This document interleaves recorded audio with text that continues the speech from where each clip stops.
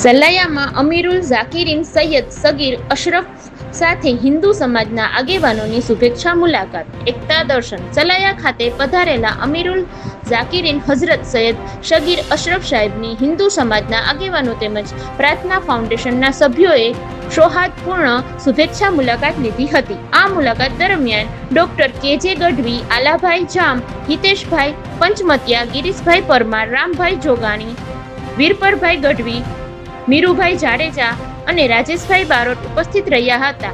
એકતા અને ભાઈચારા જોવા મળ્યો હતો. આ પ્રસંગે હજરત સાથે પ્રેમભર્યું મુલાકાત યોજાઈ હતી. હજરતે સૌ સાથે આત્મીય વાતચીત કરી ભાઈચારા, અમન, એકતા નો સંદેશ આપ્યો તેમજ તમામના હકમાં ખાસ દુઆઓ ફરમાવી. તેમણે ખાસ કરીને સમાજમાં પરસ્પર સન્માન, સહ અસ્તિત્વ અને એકતાની ભાવના મજબૂત રહે તેવો એકતા સંદેશ આપ્યો અને કહ્યું કે વિવિધતા વચ્ચે પણ સૌએ ભાઈચારા સાથે આગળ વધવું જોઈએ.